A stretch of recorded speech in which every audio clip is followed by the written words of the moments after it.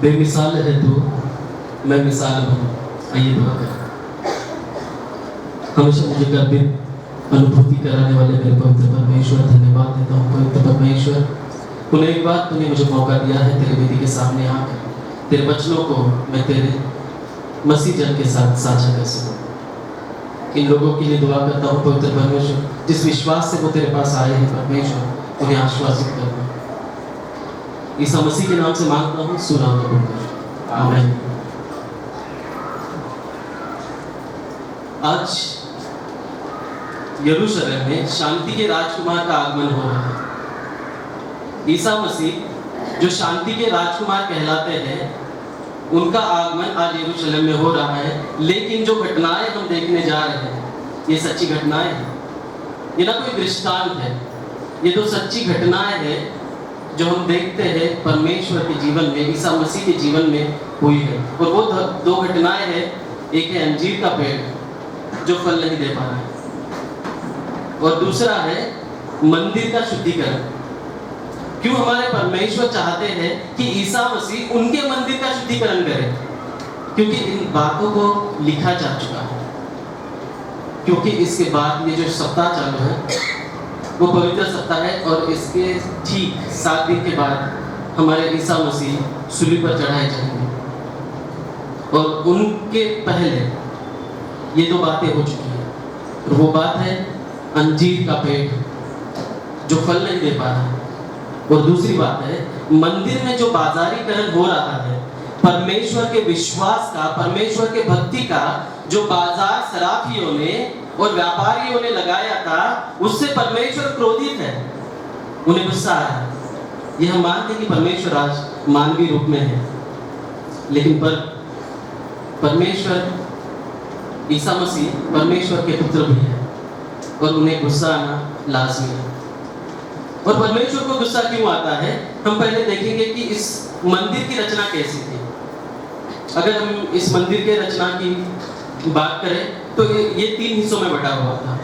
एक मुख्य हिस्सा था जहाँ पर याजक हर साल एक बार जाता था और वहाँ पर वेदी का शुद्धिकरण करता था। ये वाणी है, ये परमेश्वर ने दी गई वाणी है, जो हम एजकेल की किताब में देखते हैं। एजकेल की किताब में अगर 44वां अध्याय हम पढ़ते हैं तो हमें ये बात दर्शाई जाती है कि हमें परमेश्वर के वेदी का शुद्धिकरण करना है, और उसी तरह हमें उस अर्पित भाव से, समर्पित भाव से उसकी वेदी के पास आना है। और ये जो सप्ताह है, ये फसह का सप्ताह है, जहाँ महिलाएं अपने घर की सफाई करती है, अपने घर की शुद्धता बनाए रखती है, उसकी पवित्रता लाती है, और हर व्यक्ति अपने पापों का प्रायश्चित इन दिनों में करता है, और अपने आप और अपने विचारों को पवित्र रखने की कोशिश करता है। और ये जो विधि है, ये जो व्यवस्था है, ये हम देखते हैं। ये जो दिया चीज है, ये कहीं और से नहीं आई है, ये परमेश्वर की ओर से आई है। ये सारी चीजें ऊपर से आई है, और परमेश्वर कहता है कि आपको आपके मनों को शुद्ध रखना है। Right? Blessed are those whose hearts are pure, because they shall see the God. परमेश्वर चाहता है कि आप अपने मनों को उसको समर्पित करें। और उसी तरह से इस फसह के समय में लोग प्रायश्चित किस प्रकार करते थे? लोग एक मेमना जो निर्दोष होना चाहिए, या एक कबूतर परमेश्वर की वेदी के सामने चढ़ाते। और ये बात होती थी तब ये व्यापारी लोग, जो मैंने कहा कि गर्भ में जहाँ पर आंतरिक भाग है, वहाँ पर बस याचक जाते थे और एक ही बार वेदी का शुद्धिकरण करने। जो दूसरा परिसर था, दूसरा हिस्सा था, वहाँ पर यहूदी लोग प्रार्थना में मल्लीन या तल्लीन होते थे। उसके बाद में जो बाहर का परिसर था, वहाँ पर आप और मेरे जैसे सामान्य लोग आकर अपना प्रायश्चित करते थे। एक मेमना या एक कबूतर परमेश्वर के वेदी के सामने चढ़ाते थे। और ये जब बातें होती थी तब याजक आकर उस कबूतर का निरीक्षण करते थे। और इसीलिए ईसा मसीह क्रोधित है, क्योंकि इन्होंने उनके विधि का, उनकी व्यवस्था का बाजारीकरण और व्यापारीकरण कर दिया है। परमेश्वर चाहते हैं कि आप निश्चित मन से, समर्पित भाव से, देह भाव से नहीं, मन के भाव से परमेश्वर की तरफ आइए और इस मेमने को समर्पित कीजिए। परमेश्वर हमको आश्वासित करता है कि हम और विश्वासित रहें, हमारी पवित्रता में रहे। हमें पता नहीं कि मैं ये बात कोई और प्रमाणित नहीं कर सकता कि आपके मनों में कितनी शुद्धता है, न मैं या कोई परमेश्वर का याजक और कोई और व्यक्ति। ये बात आप जानते हैं और आपका परमेश्वर जानता है कि आप अंतःकरण से कितने शुद्ध हैं। ये बातें मैं नहीं बता सकता, बस परमेश्वर आपको बताएगा, वही आपको मार्ग में ले जाएगा। लेकिन ये जो सप्ताह था, उस दिन ये लोग वो पवित्रता बनाए रखते और ये लोग खमीरी रोटी नहीं खाते थे। खमीरी पाप का लक्षण माना जाता था, जहाँ पर अगर वो रोटी को लग गई तो वो रोटी खराब हो जाती थी। इतनी पवित्रता वो लोग बनाए रखते थे और ये चीजें जब हो रही थी, इतनी पवित्रता इस सप्ताह में है, तब ये लोग अपनी मिली भगत से उस कबूतर का या मेमने का निरीक्षण करते और उन्हें बताते ये निर्दोष नहीं है, इसमें दोष है, इसलिए आप इसे ना बलिदान दें, इसे ना अर्पण करें। वो बोलते थे कि व्यापारी के पास जाइए और बड़े तोल मोल कर वो बड़ा चढ़ाकर इन लोगों को देते और इन लोगों को वो लेना पड़ता और जो वो लोग लाते हैं उन्हें वो स्वीकार नहीं करते। ये था बाजारीकरण। यह व्यवस्था परमेश्वर ने नहीं दी, ये आपने और हमने बनाई, हमारे विचारों में बनाई। पर ईसा मसीह शायद इसी विचारों की बात कर रहे हैं कि आपके मनों में परमेश्वर के पास या उसके वेदी के पास आने की शुद्धता नहीं है। आप अपने मनोभाव से आए, तल्लीन होकर आए। अगर आप तल्लीन होकर, विश्वासित होकर परमेश्वर के वेदी के पास आते हैं, तो शायद आपकी मलिनता, जो हृदय की मलिनता है, वो छूट जाए, आपसे दूर हो जाए। इसीलिए हमारे ईसा मसीह आज क्रोधित है और उन शराबियों को और उन व्यापारियों को वहां से निकालते हैं। उसके बाद में हम देखते हैं वहां पर कर भी देना था। जो वेदी के पास आते थे, जो मंदिर में भेंटें चढ़ाने आते थे, मेमना अर्पण करने आते थे, उन लोगों को कुछ कर भी देना पड़ता था मंदिर के। और जब ये कर देना होता था तो इसमें भी विनिमय होता था, क्योंकि वो एक राज्य से नहीं थे। हमें पता है कि वहाँ पर यरूशलेम में तब रोमन राज्य था और कुछ लोग बाहरी राज्य से भी आते थे, तो उनका करेंसी अलग हुआ और रोमन्स का करेंसी अलग, तो उसका विनिमय करना था। We know the foreign exchange, they had to do that, right? And for that too they took lot money for it. और उसके लिए भी वो ज्यादा पैसे चार्ज करते थे। ये हुआ उसके दी गई विधियों का बाजारीकरण।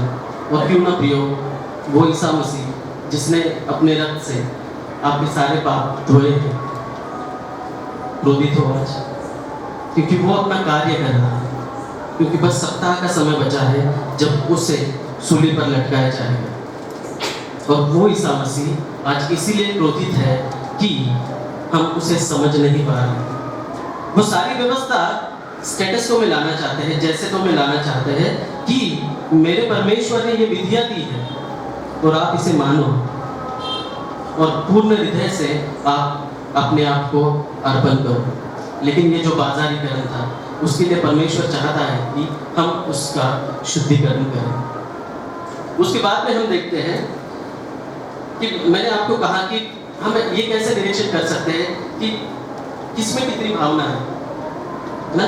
इस बात का प्रमाण मैं नहीं दे सकता या कोई और आपको प्रमाणित नहीं कर सकता।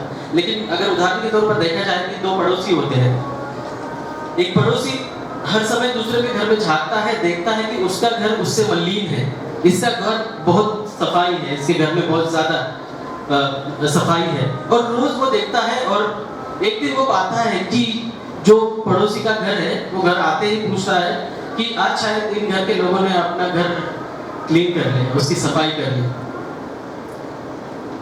जब वो ये बात अपने बीवी से पूछता है तो उसकी बीवी जवाब देती है, हाँ मैंने भी आज हमारे घर की कांच साफ की है,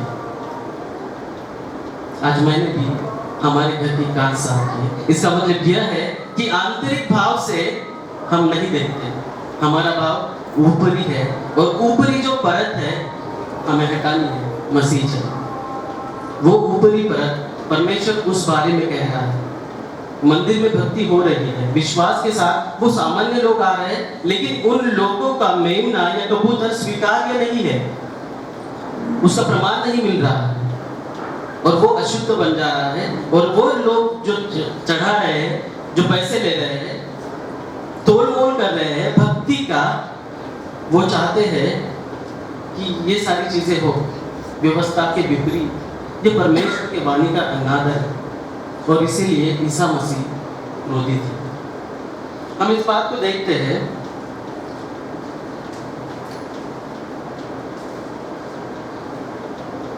Corinthians, 1 Corinthians 3rd chapter verse 16. Can somebody read for me?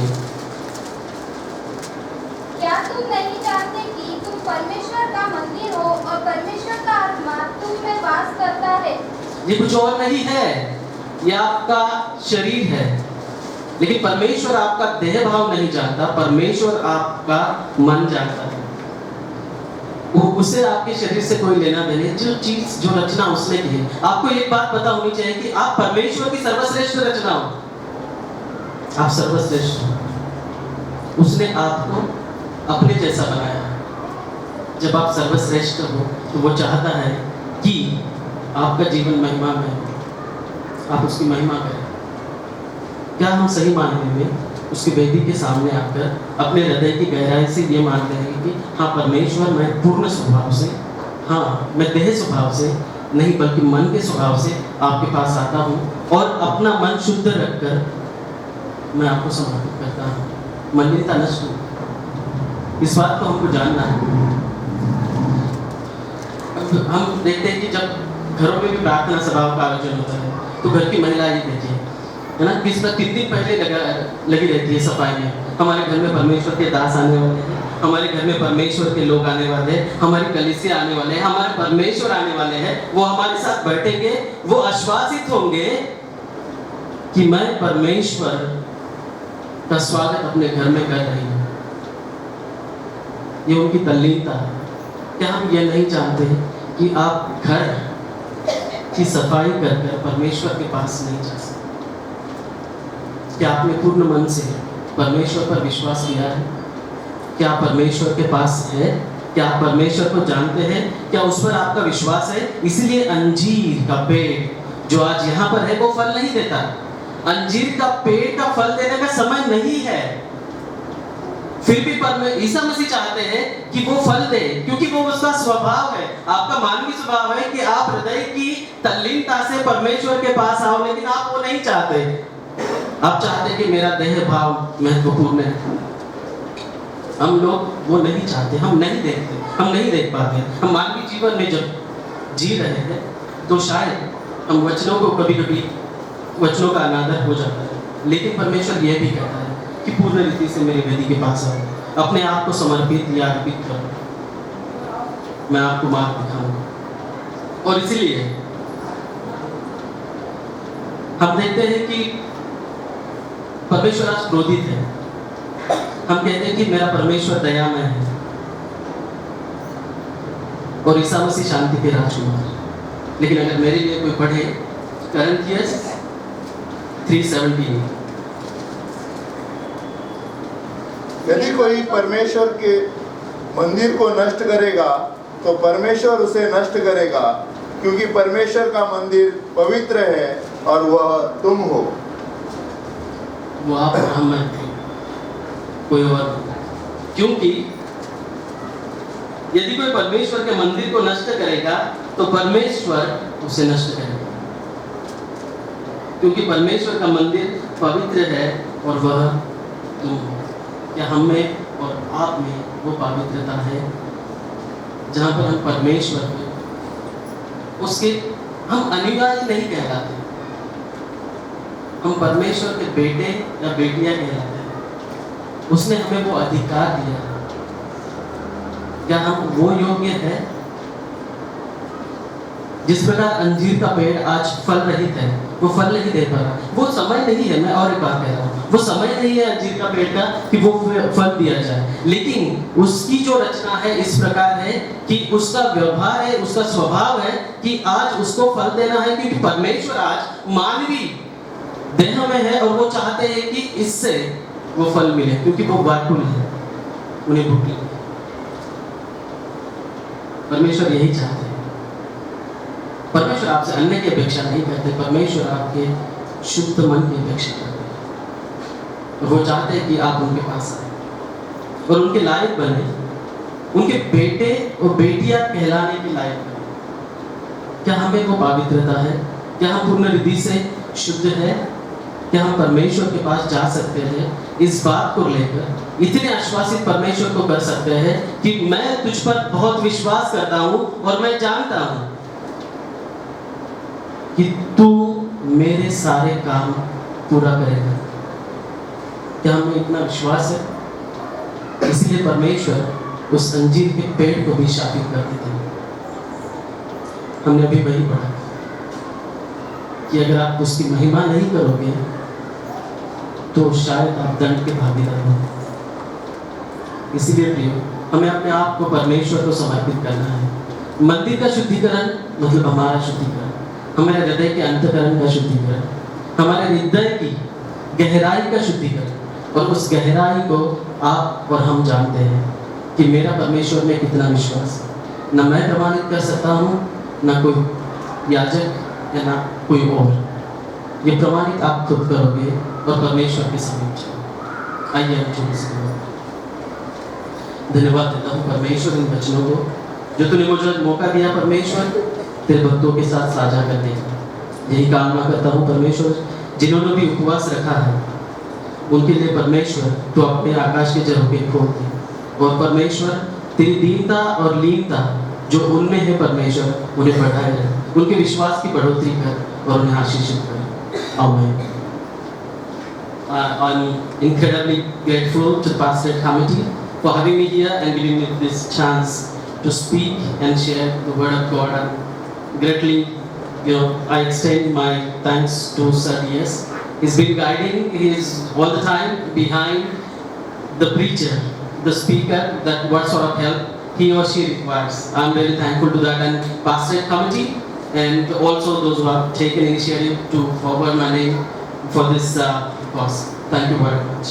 कभी-कभी ये कहा जाता है कि जो टीचर लोग होते हैं उनको दिक्कत नहीं होती जो वेदी के सामने आते हैं, लेकिन टीचिंग करना बात बहुत अलग है। वहाँ पर हम जोक कर सकते हैं, यहाँ पर वो हो नहीं सकते, है ना? Thank you very much.